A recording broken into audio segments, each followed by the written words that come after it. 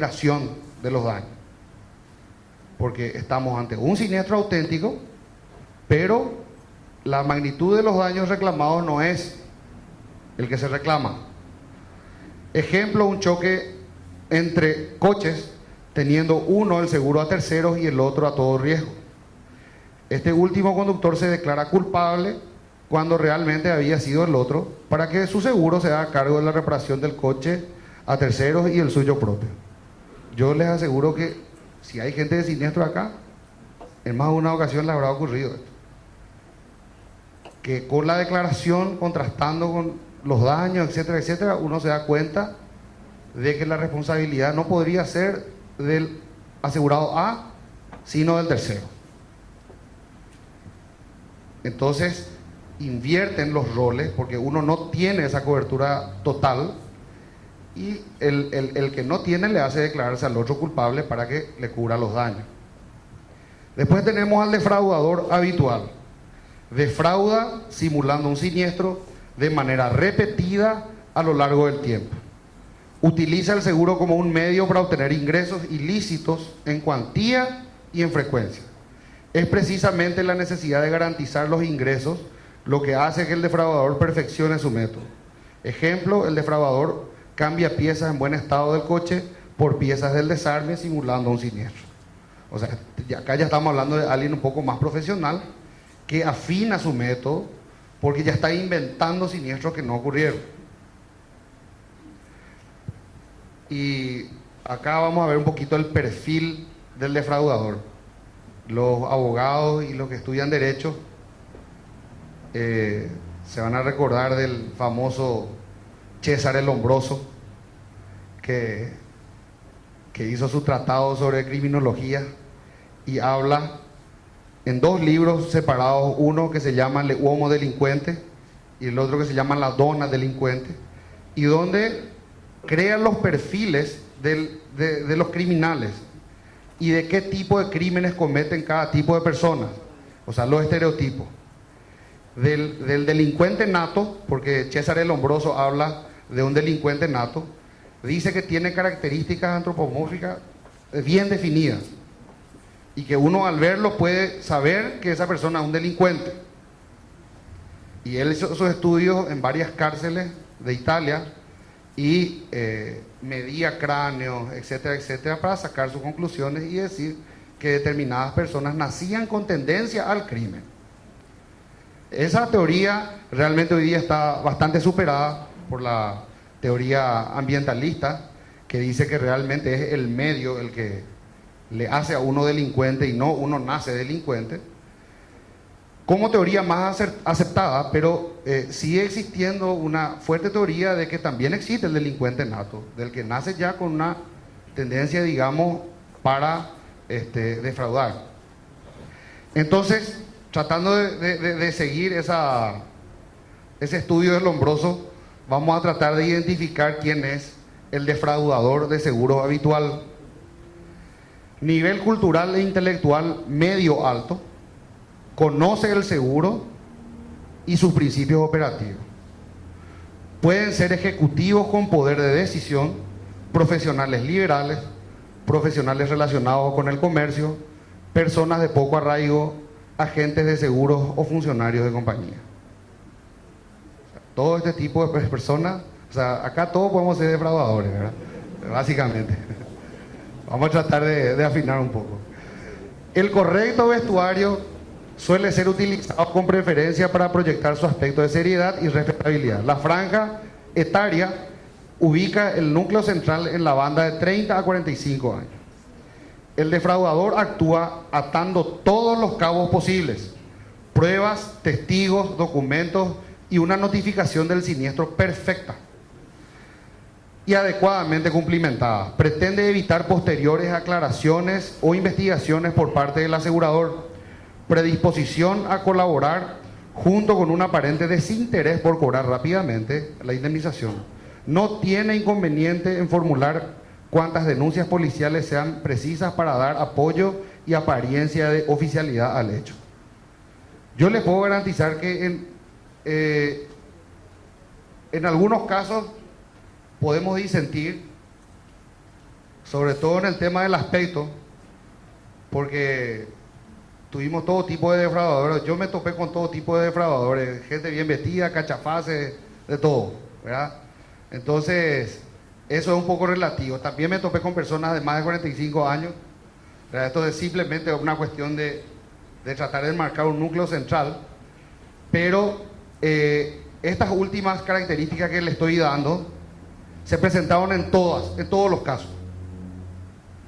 La denuncia de siniestro perfectamente completada, lo que demuestra lo que decíamos al principio, que es tanto el nivel cultural como el conocimiento del principio del seguro. Porque una persona que no te quiere defraudar se sienta y te pregunta: disculpe, ¿cómo se llena cómo se llena esta denuncia? ¿Qué pongo acá? ¿Cómo coloco? Me iba hacia acá, venía, o directamente te dice: ayúdame a completar, por favor. En cambio, esta persona conoce, con lujo de detalle, describe la forma de ocurrencia y ata todos los cabos sueltos. En el lugar donde dice testigo, los que están en siniestro saben que casi nadie llena, ¿verdad? Nadie llena la parte donde dice testigo. Este tipo te va a poner testigo A, testigo B, testigo C, número de teléfono, celular, mail, página web. Predisposición a colaborar. Cualquier cosa, llamame. Por favor, si no entendiste acá, esto, aquello, llamame, yo te explico. Parte policial, por supuesto que te va a dar parte policial. De la caminera, de la policía municipal, la policía nacional, y hasta el vecino también va a hacer un parte policial. No tiene problema. El Ministerio Público también. Porque quiere darle una cierta legalidad a todo lo que está haciendo. Y dice desinterés por cobrar rápidamente. Eso también es otra llamada de atención. Pero el tipo que tiene un siniestro, lo que quiere es cobrar rápido. Lo que quiere es que se le repare su auto. Te dice: yo desde mi medio de transporte, mi medio de trabajo, yo necesito para mañana mi auto, vos no tenés auto de alquiler, etcétera, etcétera. Nadie te va a decir: pagame tranquilo, yo estoy acá bien y pagame cuando quiera. Eso no existe. Y es un buen indicador para seguir hurgando a ver qué es lo que está pasando. Motivos que favorecen el fraude en el seguro. Las penurias económicas o la mala experiencia tras un siniestro inducen a manipular los hechos con el fin de obtener enriquecimiento personal que le compense las penurias sufridas.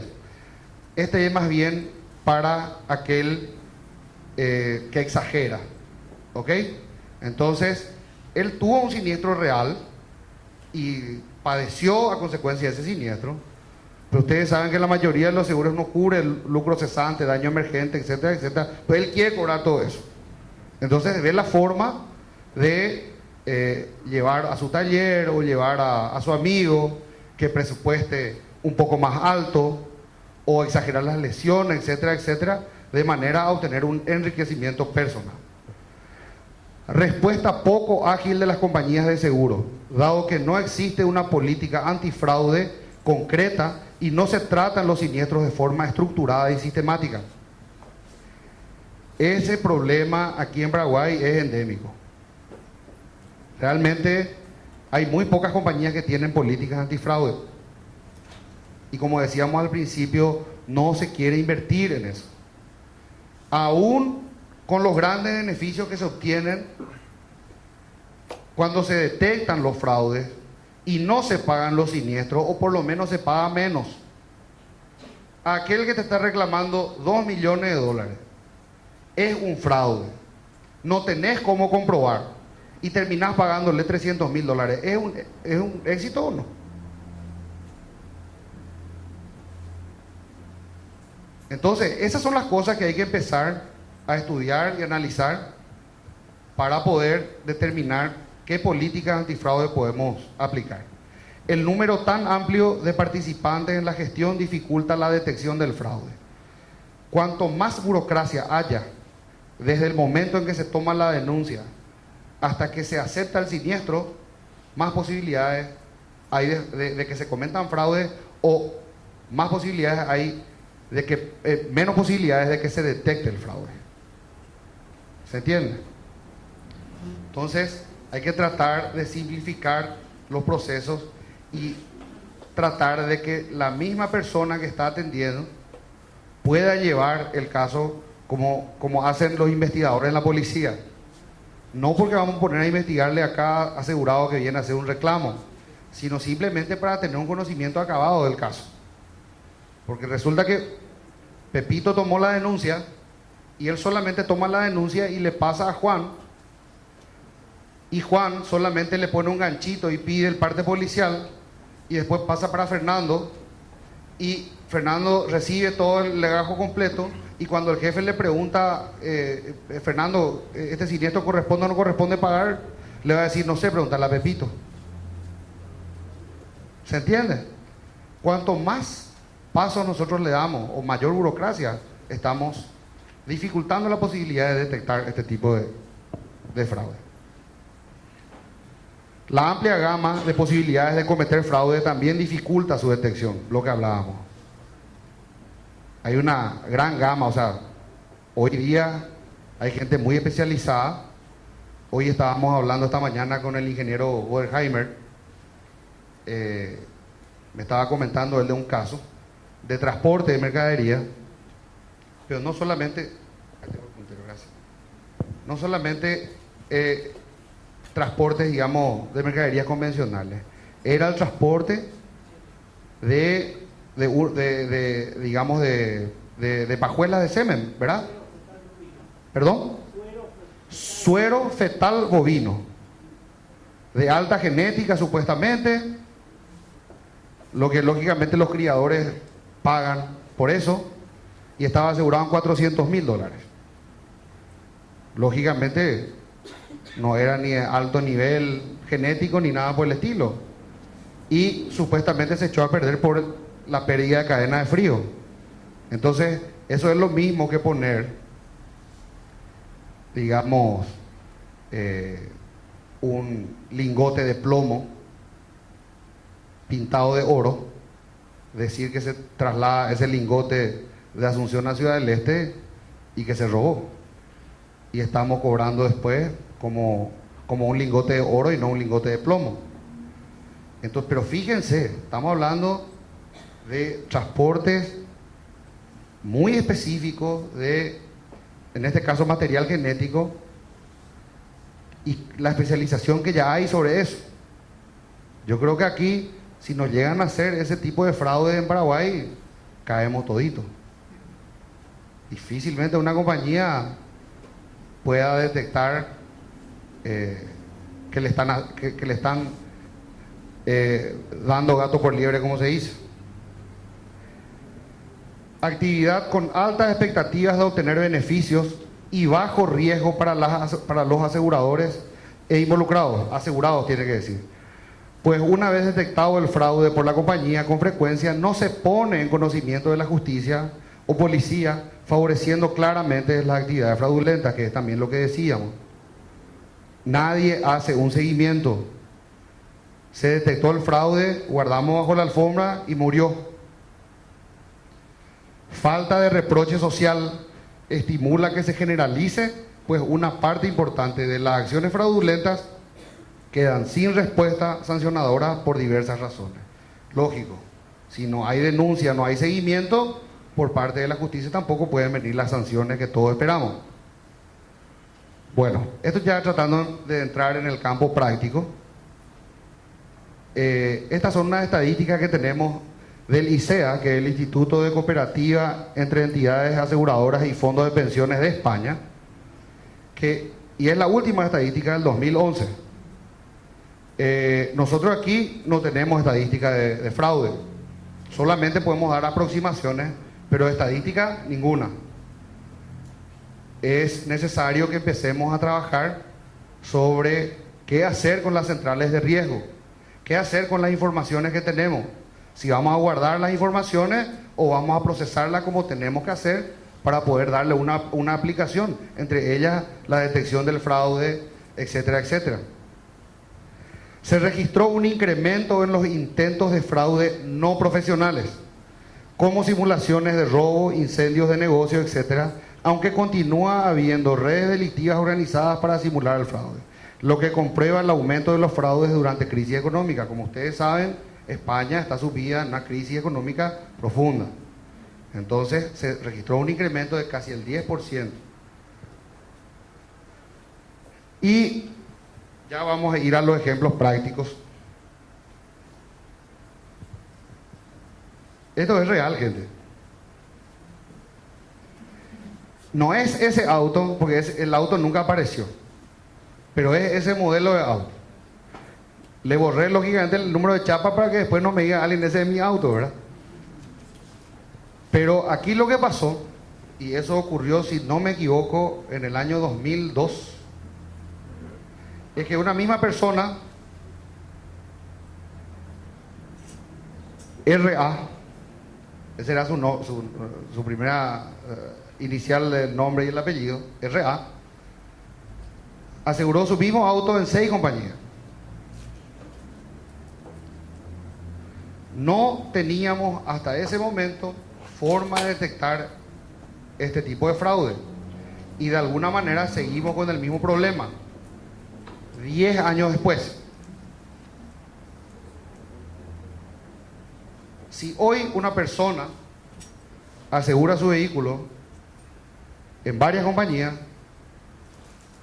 se tiene una central de riesgo donde caen las informaciones, pero no existe forma de detectar, no se procesa esa información para poder decir, esto está asegurado 2 veces. Tenemos que hacer mea culpa en la Asociación Paraguaya de Compañías de Seguros. Hay un comité antifraude,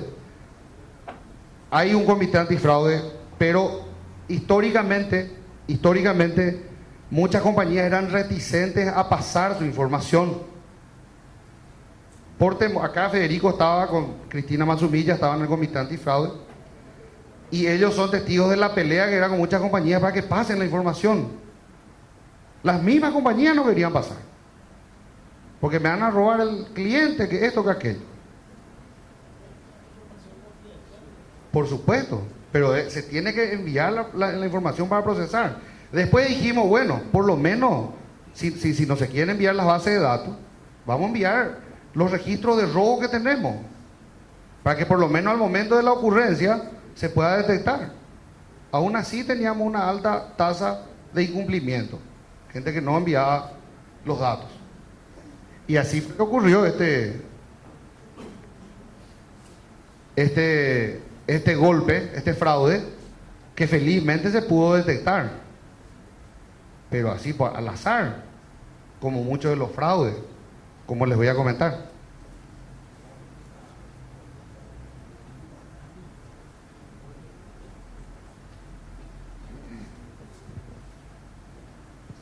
Incendios provocados.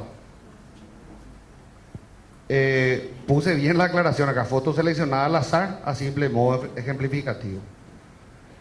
Pero tuvimos muchos casos de incendios provocados donde en los depósitos no había más que cartones. Eso es de conocimiento público. Y el problema está muchas veces en cómo demostrar eso. Entonces, yo creo que merece a que la gente tome un poco conciencia sobre estos perfiles que estuvimos dando, para poder interiorizarse de los negocios y de los riesgos que se están asegurando, de la capacidad del cliente, del estado financiero del cliente, porque el cliente puede estar pasando por un mal momento económico, y aquí en España, en Argentina, muchas veces prenden el fósforo para cobrar después el seguro. Y en ese sentido, aquí en Paraguay, ni siquiera los grandes empresarios se salvan. Por eso hace rato pusimos honestos, personas honestas entre comillas. Porque hay casos de gente de sociedad que se presume cometió fraude de seguro, incendiando su negocio. Y para finalizar vamos a hablar ya de una forma más práctica nomás, del famoso o del más famoso golpe de seguro. Antes de la creación de la Dirección Nacional del Registro del Automotor, ustedes se acordarán que las chapas, las matrículas eran dadas en Paraguay por el municipio. Entonces vos tenías chapa de Asunción o de San Bernardino, de Ciudad del Este, de Encarnación, etcétera, etcétera. No había un registro nacional. Supuestamente la OPACI, que era la Organización Paraguaya de Cooperación Intermunicipal, guardaba esa base de datos, pero la verdad que no estaba interconectada. Entonces un vehículo robado en Asunción perfectamente podía ser inscrito en Villarrica o en otro municipio. El único municipio que exigía la presentación del título de propiedad del vehículo era la Municipalidad de Asunción. Entonces la gente se iba a matricular su vehículo en otros municipios. ¿Qué hizo eso? Hizo que se roben vehículos en Argentina, en Brasil, y tengan como destino Paraguay. Yo también, haciendo este trabajo de investigación, tuve que aclararle a muchos colegas brasileños y argentinos que esa famosa historia de que todos los vehículos venían a Paraguay también era mentira. Porque si no íbamos a tener acá más autos que personas. Basta ver, comparar el tamaño de Brasil o el número de robos de autos que se tiene en Brasil o en la Argentina y compararlo, contrastarlo con el número de vehículos que tenemos acá y nos vamos a dar cuenta que eso no es posible. Pero se creó una fama que realmente perjudicó y sigue perjudicando, como vamos a ver. Entonces era gente honesta, entre comillas, en gran cantidad de los casos, que venía manejando su propio vehículo, cruzaba la frontera, vendía y luego iba a su país de origen para cobrar el seguro. Eso también estamos haciendo nosotros ahora for export. O sea, los paraguayos nos estamos yendo a Brasil, sobre todo a Brasil, a vender vehículos y después venir a cobrar el seguro. Esta es la ruta del tráfico de autos al Brasil. Para los que no conocen la zona, esta línea blanca que está acá es la frontera entre Paraguay y Brasil, y esto verde es el Parque Nacional de Iguazú. Ahí, la línea de frontera, el río Paraná, ¿verdad? Ahí está la frontera Ciudad del Este Foz, este es el Parque Nacional de Iguazú, y esta línea verde es la ruta del tráfico. Donde está agrandado, digamos, en el círculo negro, es el desvío que hacen los delincuentes cuando llevan el vehículo para no ser atajados en el puesto de control de Medianera. Entonces burlan por un piquete, digamos, la ruta BR-277 para continuar su camino hacia Cascabel. Este fue uno de los aguantaderos que pudimos determinar, pero fue grande la sorpresa cuando encontramos que no era ningún aguantadero, sino era un hospital. Por eso hablamos de perfeccionamiento, se dejaban en el hospital, para que no haya... Finalmente, desde Londrina hasta el área metropolitana de San Pablo, y el lugar donde se produce la detención de ese vehículo. Este era el amigo transportador.